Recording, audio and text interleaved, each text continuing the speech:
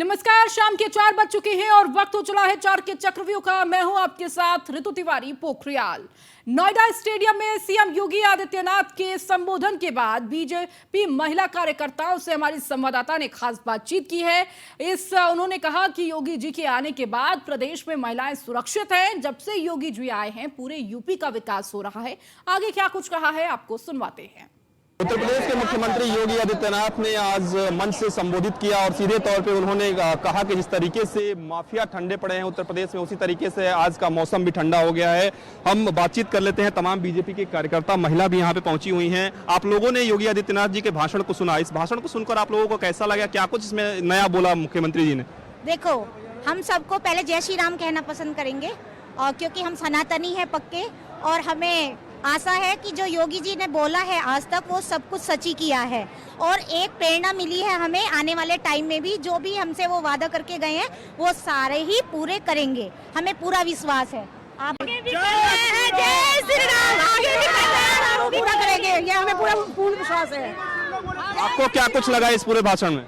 बहुत अच्छा लगा।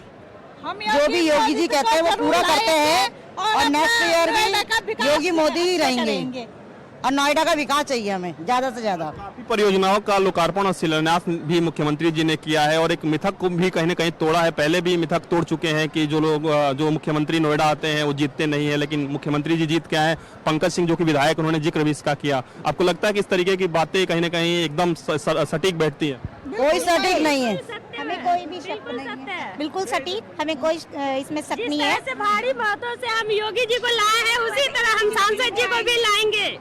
मोदी जी आप क्या कुछ कहेंगे? आप युवा हैं और युवाओं के लिए भी तमाम जो योजनाएं हैं वो कहीं न कहीं मुख्यमंत्री जी ने दी। भैया, देश और प्रदेश चलाने के लिए जिगरा होना चाहिए, और जो अपने योगी में और मोदी जी में है, और उन्होंने करके दिखाया है, और आगे भी बीजेपी और योगी मोदी जी ही रहेंगे। और विपक्ष तो बोलते ही रहते हैं, उन्हें तो कुछ काम ही नहीं है बोलने के अलावा। मोदी जी कहीं नहीं जाने वाले हैं, मोदी जी, योगी जी। योगी और मोदी जी के साथ हम सब महिला शक्ति उनके साथ है, हमें बहुत आगे बढ़ाया है और नोएडा में इतना विकास किया है।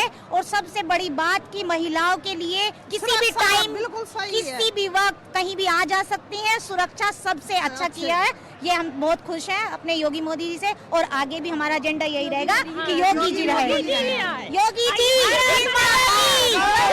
जय श्री राम, जय श्री राम। बिल्कुल, तो अब साफ तौर पे देख रहे हैं किस तरीके से तमाम जो महिलाएं हैं वो उत्तर प्रदेश के मुख्यमंत्री योगी आदित्यनाथ की तारीफ कर रही हैं। और जिस तरीके से खासतौर पे नोएडा की बात करें, उत्तर प्रदेश की बात करें, विकास कार्य हुए हैं, महिलाएं अपने आप को कहीं न कहीं सुरक्षित समझ रही हैं और कह रही हैं कि पहले डर लगता था, लेकिन उत्तर प्रदेश में जब से उत्तर प्रदेश के मुख्यमंत्री योगी आदित्यनाथ की सरकार बनी है, कहीं न कहीं महिलाओं की सुरक्षा के लिहाज से काफी काम हुए हैं। वीडियो राज के साथ पीयूष तिवारी। वहीं आगरा में लखनऊ जैसा होर्डिंग गिरने का हादसा होने से बचा। रक्षा मंत्री राजनाथ सिंह के कार्यक्रम के बाद गिरे कई होर्डिंग्स, हल्की हवा से कई होर्डिंग्स हुए धाराशायी। बड़े एंगल से होर्डिंग हो सकता था बड़ा हादसा। तो लखनऊ हादसे से अधिकारियों ने नहीं ली कोई सबक, और देखिए एक बार फिर से यह हादसा होते होते बच गया। आगरा में लखनऊ जैसा होर्डिंग गिरने का यह हादसा। तो रक्षा मंत्री राजनाथ सिंह के कार्यक्रम के बाद गिरे कई होर्डिंग्स, हल्की हवा से कई होर्डिंग्स हुए धाराशायी। ये तस्वीर भी आपको दिखा रहे हैं। बड़े एंगल के होर्डिंग्स ये नहीं थे, जिसकी वजह से इतना बड़ा हादसा नहीं, लेकिन देखिए किस तरह से होर्डिंग गिरने का सिलसिला देखने को मिला। हल्की हवा चली और ये होर्डिंग्स गिर गए। रक्षा मंत्री राजनाथ सिंह आज मोहब्बत की नगरी आगरा पहुंचे, जहां उनकी लोकसभा सीट फतेहपुर सीकरी में भी उन्होंने कागरों पर एक सभा को संबोधित किया है। इस समय हम सभा में मौजूद हैं, जहां पर मैं आपको दिखाना चाहूंगा कि यहाँ पर देखिए सभा स्थल को होर्डिंगों से पूरी तरह ढक दिया गया है। भारी संख्या में यहाँ नेताओं के होर्डिंग्स लगाए गए हैं। साथ ही साथ पूर्व में भी लखनऊ में जिस तरीके से होर्डिंग्स गिरने से जो हादसा हुआ था और उसमें मां बेटी की जान भी गई थी, तो कहीं ना कहीं अधिकारियों को वह चीज सुनाई नहीं देती। जब कोई हादसा हो जाता है उसके बाद कार्रवाई की जाती है, लेकिन देखिए यहाँ पर भी तमाम होर्डिंग्स हैं जिन्हें खाना पूर्ति के लिए यहाँ लगाया गया है, और कई होर्डिंग्स भी यहाँ धराशायी हो गए। तस्वीरों में आप देख सकते हैं, एक्सक्लूसिव तस्वीरें आपको दिखा रहे हैं।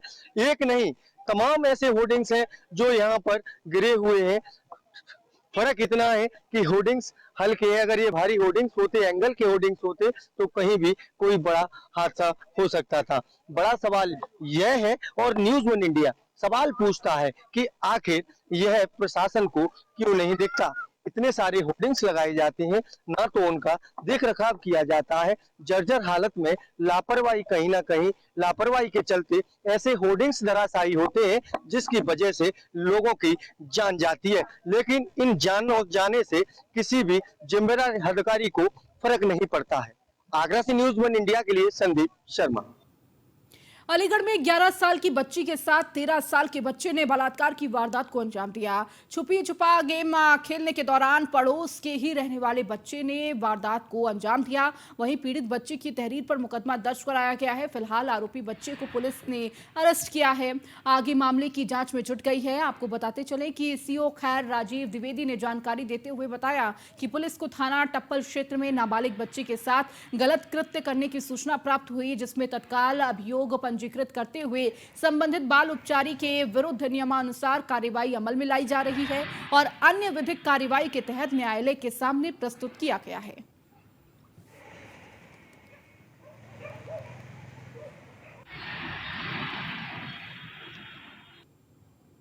बुलंदशहर में भोली सिंह हत्याकांड का पुलिस ने खुलासा किया है। पुलिस ने बताया कि बेटे नरेंद्र ने भाड़ी के शूटर से बाप भोली सिंह की हत्या कराई थी। आरोपी बेटे ने 2.5 लाख में बाप की हत्या की सुपारी दी थी। फिलहाल पुलिस ने शूटर्स और आरोपी बेटे को गिरफ्तार किया है, जिसके पास से आला कत्ल तमंचा, 2 कारतूस और 1 खोखा बरामद किया गया है।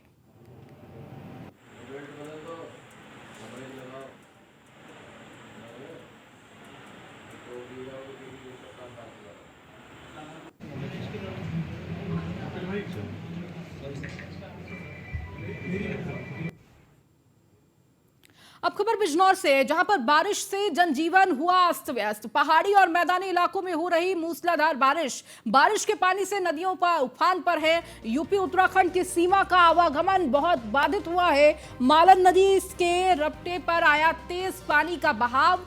थाना मंडावर के मालन नदी का ये पूरा मामला। तो बारिश की मार देखने को मिल रही है। यूपी उत्तराखंड की सीमा का आवागमन बाधित हुआ। तो मालन नदी के रपटे पर आया तेज पानी का बहाव।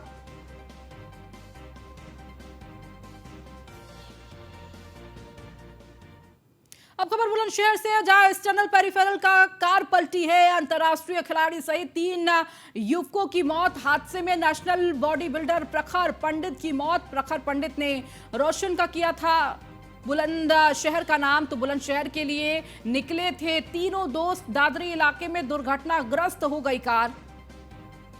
तो नेशनल बॉडी बिल्डर प्रखर पंडित की मौत इस हादसे में। तो प्रखर पंडित ने रोशन किया था बुलंदशहर का नाम।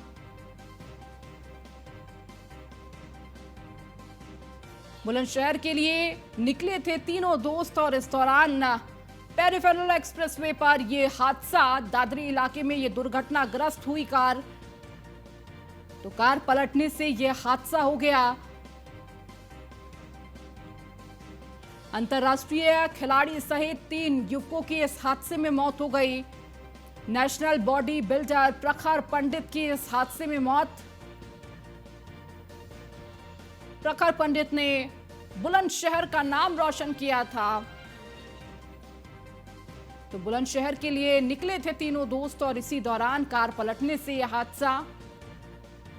और अधिक जानकारी के साथ बुलंदशहर से संवाददाता अशोक कुमार हमारे साथ जुड़ चुके हैं। अशोक, इस पूरे हादसे को लेकर क्या जानकारी, और जिसके साथ ही बेहद दुखद खबर भी, जिस तरह से अंतर्राष्ट्रीय लेवल पर प्रखर ने नाम रोशन किया था, इस हादसे में उनकी मौत हो गई। बिल्कुल, आपको बताते हैं ईस्ट वेरीफिल पर कार पलट रही थी। अंतर्राष्ट्रीय खिलाड़ी की मौत हुई। देर रात की बुलंदशहर से निकले थे मथुरा के लिए, जहाँ पर ये ईस्ट फेयरवेल हाईवे पर पहुंचते हैं तभी अज्ञात किसी डंपर ने इनको पीछे से टक्कर मार दी। तीनों की मौके पर मौत हो गई है। इंटरनेशनल बॉडी बिल्डर एक खिलाड़ी है, तो एक बुलंदशहर का भी नाम रोशन कर दिया है। गरीब घर निकल कर ऐसा बॉडी बिल्डिंग में कई मेडल प्राप्त किए थे। पूरे परिवार में गम का माहौल है टीले का पुलिस ने कब्जे में लेकर सबको सीएम हाउस के लिए भेजा है और सीएम की कार्रवाई की जा रही है। बड़े गंभीर का माहौल है पुलिस का। ठीक है अशोक, बहुत शुक्रिया इस जानकारी को देने के लिए। अब खबर गाजियाबाद से, जहां 7 साल की बच्ची से दुष्कर्म, पुलिस को संदिग्ध हालत में मिली थी बच्ची। 2 नाबालिग लड़कों पर दुष्कर्म का आरोप, सीसीटीवी की मदद से रेप के आरोपी गिरफ्तार। दोनों आरोपियों ने पुलिस के सामने कबूला अपना सच। गाजियाबाद के थाना लूनी का ये पूरा मामला। लूनी के लूनी तिराहा चौकी क्षेत्र में कल दोपहर एक 6 से 7 वर्षीय बच्ची गुमसुम हालत में मिली।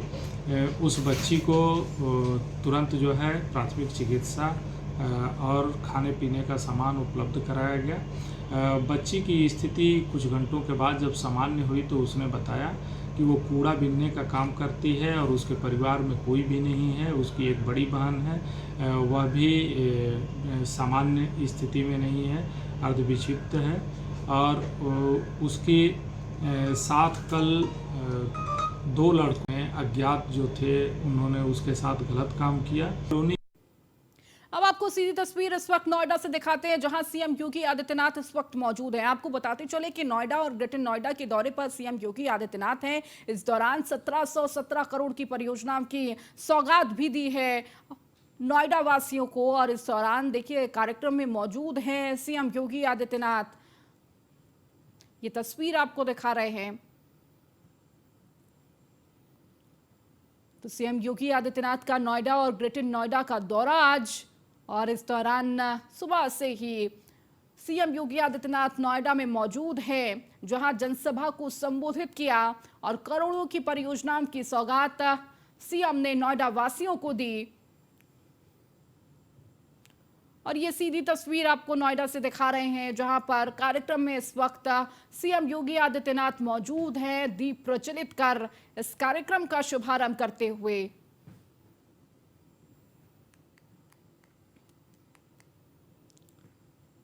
तो कई कार्यक्रमों में हिस्सा लेंगे सीएम योगी आदित्यनाथ। इस दौरान यूपीएससी के अभ्यर्थी जो कि टॉपर हैं उनसे मुलाकात भी करेंगे, उनको सम्मानित भी करेंगे।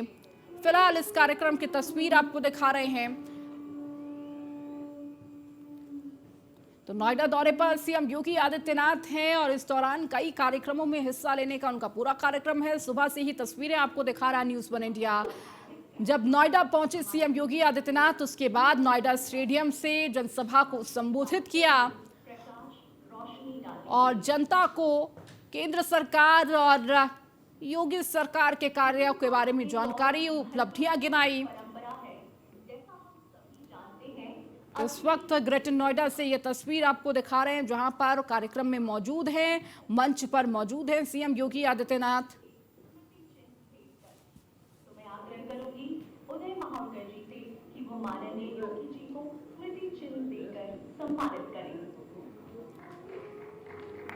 तो अभी आपको तस्वीरें दिखा रहे हैं जहां पर मंच पर सीएम योगी आदित्यनाथ उनको सम्मानित करते हुए, स्मृति चिन्ह प्रदान करते हुए जीपीयू ऑडिटोरियम में ये पूरा कार्यक्रम, जहां प्रदेश के मुखिया इस कार्यक्रम में शिरकत, तो जीपीयू ऑडिटोरियम में सेव कल्चर सेव मिशन कार्यक्रम में शामिल हुए हैं।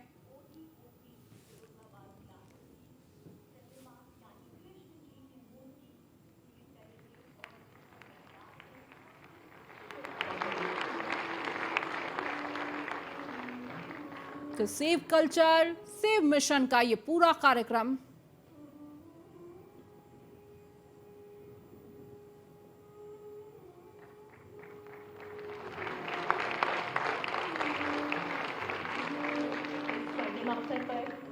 तो गौतम बुद्ध नगर विश्वविद्यालय ऑडिटोरियम हॉल सेंटर, तो save culture save India mission कार्यक्रम जिसमें प्रदेश के मुखिया इस वक्त शामिल हैं।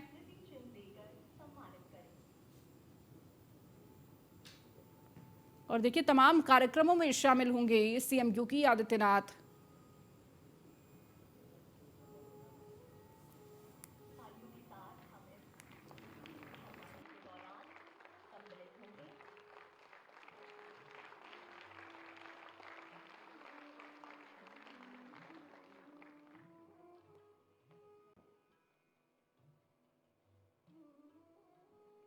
ऑडिटोरियम में सेव कल्चर सेव मिशन का ये पूरा कार्यक्रम रखा गया है और देखिए इस दौरान सीएम योगी आदित्यनाथ पहुंचे हुए हैं इस कार्यक्रम में और इस वक्त इस कार्यक्रम में सम्मिलित हुए हैं।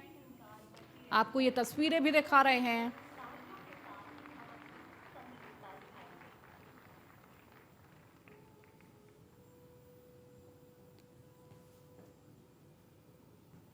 तो ये सीधी तस्वीर ग्रेटर नोएडा से आपको दिखा रहे हैं। तो आज सीएम योगी आदित्यनाथ नोएडा और ग्रेटर नोएडा के दौरे पर है और इस दौरान सुबह से ही तमाम कार्यक्रमों में सीएम शामिल हो रहे हैं। सबसे पहले नोएडा पहुंचकर नोएडा स्टेडियम से जनता को संबोधित करते हैं। इसके साथ ही 1700 करोड़ की परियोजनाओं की सौगात नोएडा वासियों को देते हैं और इस दौरान जिस तरह से लगातार केंद्र सरकार कार्य कर रही है, राज्य सरकार कार्य कर रही है, उन उपलब्धियों को भी गिनाते हैं। साथ ही साथ विपक्ष पर निशाना भी साधते हुए सीएम योगी आदित्यनाथ नजर आते हैं और इसके बाद अब सीधे जीबीयू ऑडिटोरियम पहुंचे हैं सीएम योगी आदित्यनाथ, जहां पर सेव कल्चर का ये पूरा कार्यक्रम,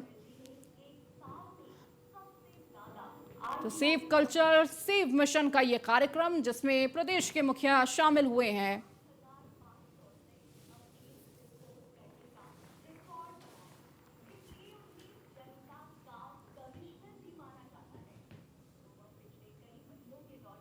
केंद्रीय सूचना आयोग के रूप में अपने दायित्वों को कुशलतापूर्वक पूरा करते हुए संस्कृति बचाओ, राष्ट्र बचाओ, समाज के विभिन्न क्षेत्रों के लोगों को इस मुद्दों पर जागरूक किया है।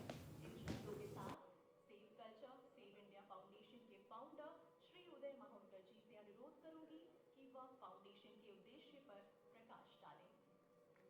तालियों के साथ स्वागत किया जाए। लगातार नोएडा ग्रेटर नोएडा से दिखा रहे हैं।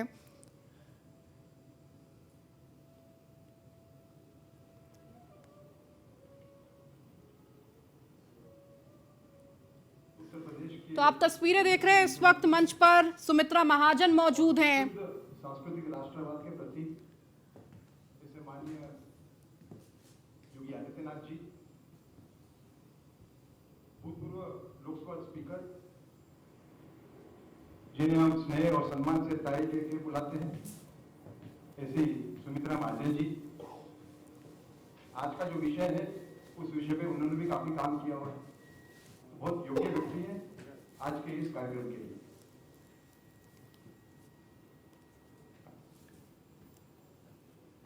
दोस्तों, ये जो काल है वो राष्ट्रीय पुनर्जागरण का काल है, पीरियड ऑफ नेशनल रीअवेकनिंग।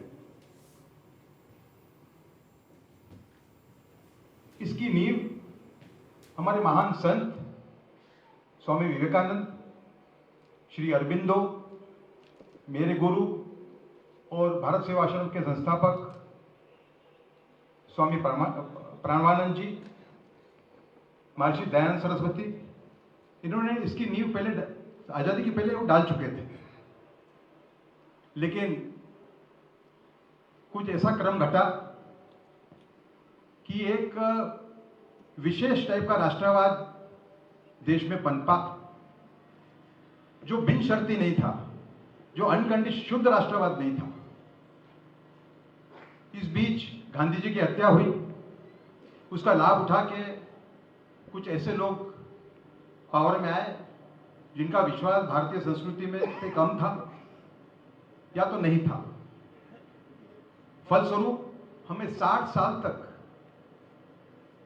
ये जो पुनर्जागरण है उसका रास्ता देखना पड़ा, 60 से 70 साल तक। 8 साल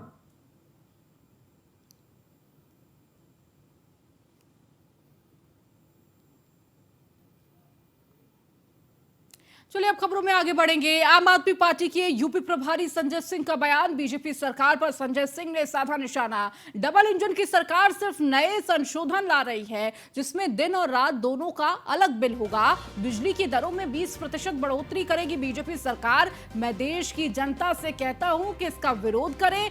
2 करोड़ उपभोक्ताओं को मार रही है बीजेपी। आम आदमी पार्टी इसका विरोध कर रही है। सड़क से लेकर सदन तक आम आदमी पार्टी इसका विरोध करेगी। आम आदमी पार्टी बिजली खोजो अभियान चलाने जा रही है। 26 जून से 1 जुलाई तक बिजली खोजो अभियान चलाएगी आप। तो 2 जुलाई को आम आदमी पार्टी लालटेन जुलूस भी निकालेगी। घरेलू बिजली 18% महंगी होने जा रही है। अस्थायी बिजली भी 18% महंगी हो रही है। बड़े पैमाने पर बिजली महंगी होने वाली है। संजय सिंह ने ये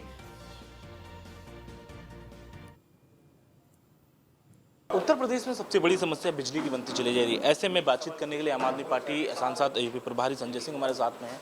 सर, आज आपने प्रेस कॉन्फ्रेंस की और बिजली की बड़ी समस्याओं के बारे में अवगत कराया है। देखिए, योगी जी कहते हैं कि यहाँ पे 24 घंटे शहरों में बिजली रहेगी और मोदी जी कहते हैं ये डबल इंजन की सरकार है। तो यूपी में डबल इंजन पूरी तरीके से फेल हो गया है और एक बहुत बड़ा काला कानून मोदी जी ला रहे हैं। वो कह रहे हैं कि रात की बिजली 20% महंगी हो जाएगी। तो फिर हम लोग रात में मोदी जी को अपना प्रधानमंत्री नहीं मानेंगे, दिन में अपना प्रधानमंत्री मानेंगे? ये कैसे कैसे कानून आप ला रहे हैं? क्या हो गया है आपको? 70% तो बिजली का उपभोग रात में ही होता है। सारे लोग पंखा चलाते हैं, एसी चलाते हैं, कूलर चलाते हैं, रात में चलाते हैं। तो आप कह रहे हैं कि रात में बिजली महंगी होगी। किसके लिए महंगी कर रहे हैं? अपने पूंजीपति दोस्तों के लिए बिजली महंगी कर रहे हैं मोदी जी।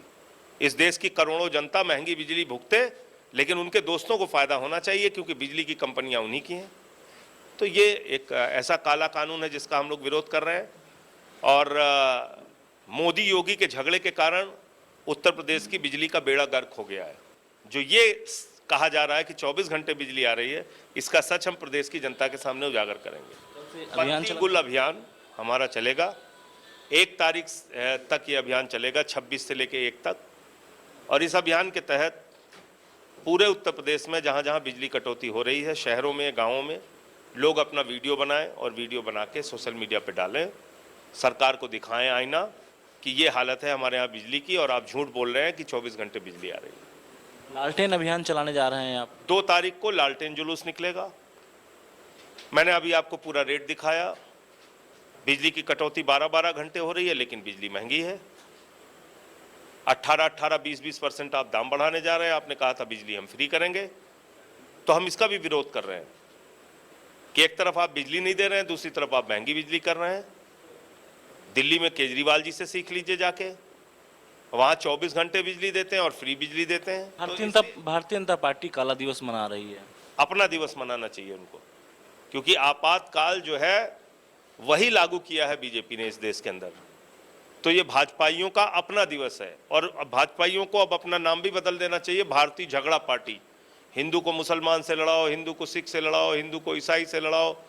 जब धर्मों की लड़ाई खत्म हो जाए तो हिंदू को हिंदू से लड़ाओ, जाट को गैर जाट से लड़ाओ, मराठा को गैर मराठा से लड़ाओ, 2 आदिवासी समुदायों को मणिपुर में लड़ाओ। तो ये इनका काम है। इसलिए भारतीय झगड़ा पार्टी को अब इस देश के अंदर जनता पहचान चुकी है, उनको जवाब देगी। सर, लोकसभा की क्या तैयारियां 24 की आपकी, किस हिसाब से आप तैयारी कर रहे हैं? अब हम अपना संगठन बनाने में लगे हुए हैं। जहां जहां पार्टी तय करेगी चुनाव लड़ने के लिए लड़ेंगे। तो ये थे हमारे साथ में सांसद संजय सिंह, जिनका साफ तौर पे कहना है कि आने वाले समय में जिस तरीके से बिजली उपभोक्ता काफ़ी परेशान है, उसको लेकर के हम लगातार अभियान भी चलाएंगे, यानी कि लालटेन अभियान भी एक निकाला जाएगा। कैमरामैन वीरेंद्र के साथ में Sandeep Mishra, news on India, Lucknow. Sonbhadra में रेलवे की जमीन पर मशीन चलाकर गरीबों की रोजी रोटी पर वार किया, जिसमें सैकड़ों गरीब सब्जी वालों में काफी रोष देखने को मिल रहा है, जिसमें कुछ लाखों के नुकसान होने का अनुमान भी लगाया जा रहा है। बताया जा रहा है कि रेलवे ने पहले ही अतिक्रमण हटाने का अल्टीमेटम दिया था। रेलवे फोर्स और स्थानीय प्रशासन की मौजूदगी में अतिक्रमण हटाया गया। तो सोनभद्र से ये तस्वीर आपको दिखा रहे हैं, जहां प्रशासन की मौजूदगी में अतिक्रमण हटाया गया। तो रेलवे की जमीन पर मशीन चलाई गई। ये बुलडोजर देखने को मिला है किस तरीके से अतिक्रमण को हटाने का कार्य किया जा रहा है। हालांकि देखिए, वहां पर मौजूद लोगों ने इसका विरोध किया और आरोप भी लगाए, लेकिन प्रशासन का कहना था कि पहले ही अल्टीमेटम दे दिया गया था, उसके बाद यह कार्रवाई की गई है। फिलहाल इस बुलेटिन में इतना ही। बने रहिए न्यूज़ 1 इंडिया के साथ।